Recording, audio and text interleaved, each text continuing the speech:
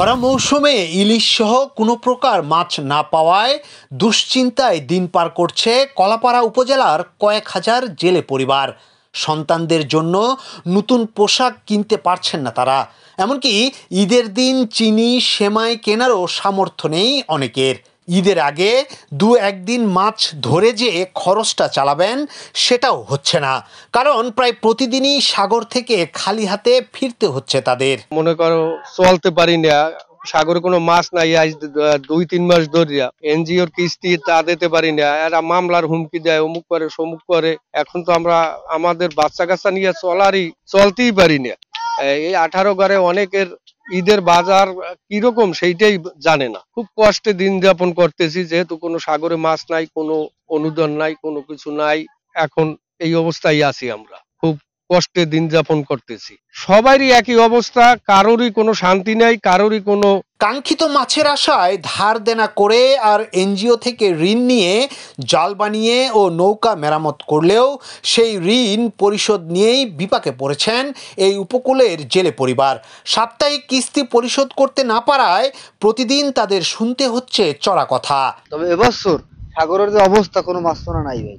আমাদের দিনকাল খুব অভাবে কাটতেছে, জানলেও সবারই দিনকাল অভাবে কাটতেছে। আর ঈদের কথা কই লাভ নেই, খুব দুঃখে দিন কাটতেছে ভাই। সাগরে মাছ পোনা না থাকার কারণে এই অভাবটা দেখা দিচ্ছে। কিছু করি নাই ভাই, তবে সাগরে জাল দেওয়া আছে, যদি আল্লাহ মাছ পোনা দেয় সামনের দিকে দিন তো আরো 4-5টা আছে। মাছ পোনার উপর নির্ভর করে যদি আল্লাহ দেয় তার পোশাক আদি কেনা হবে। এদিকে ঈদ উপলক্ষে সরকারের দেয়া ভিজিএফ এর চাল না পাওয়ারও অভিযোগ করেছেন জেলেরা। এমনকি চাল না পাওয়ায় কুয়াকাটা পৌর ভবনের সামনে জেলেরা বিক্ষোভ করেছেন। ফার্স্টে যখন কাজ শুরু হয়েছে এই কাজটা আমি করছি, আর এই হইতে চাল পাই। আজকের উনি নাম নাই, আমরা চাল পাবো না। জয়দেব নাম চেঞ্জ করিয়া আমাকে পুরান নাম চেঞ্জ করিয়া নতুন নাম ইচ্ছে মতো লিখে এইবার দিয়েছি। তাহলে এই বিগত 17 বছর ভিতরে 2 বার পাইছি, মাত্র 2 বার পাইছি। তারপর বলতে আপনার নাম নাই, আপনার দেওয়া যাবে না, এই মানে এইগুলা নাম কাট দিয়া যারা জীবনে জাল পায় না, এক ফাঁস জালের হারছেন না তারাও পায়। হ্যাঁ, আমি প্রকৃতি দিলে আমি জাল পাই, অথচ চাল আমি পাই না। এই 17 বছর ভিতরে 2 বার মাত্র চাল পাইছি। এ বিষয়ে পৌর প্রশাসক ইয়াসিন সাদেক জানান, কুয়াকাটা পৌরসভায় 1100 নিবন্ধিত জেলে রয়েছে। ঈদুল ফিতরের আগে 800 জেলের তালিকা এসেছে, তাই কিছু জেলে চাল পাবে না, এটাই স্বাভাবিক। এই ঈদ উপলক্ষে আমরা টোটাল 800 জনের চালের বরাদ্দ পেয়েছি। প্রতিটি বস্তায় 30 কেজি করে রয়েছে। আমাদের এখানে জেলে কার্ডধারী রয়েছে টোটাল 1100 জন। তো 300 জনকে আমরা দিতে পারবো না।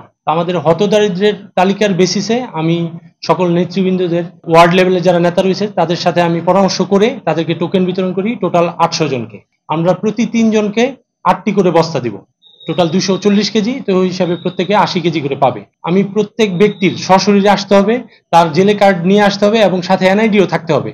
সেটা আমরা তালিকার সাথে ম্যাচ করে, এটা ব্যতি রেখে কেউ আসলে আমি তাকে দিব না। এনআইডি যদি নিয়ে আসে আমার তালিকার সাথে ম্যাচ করলে আমি তাকে প্রোভাইড করব। ঈদের আনন্দ থেকে বঞ্চিত হতে যাচ্ছে নিম্ন আয়ের জেলে পরিবারগুলো। ঈদ এলেই হই হুল্লোড় আর আতশবাজির শব্দে মুখরিত থাকা স্থানটি এবার ঈদুল ফিতরে নীরব নিস্তব্ধ থাকছে। ইয়াসিন আলী, সোনালী নিউজ।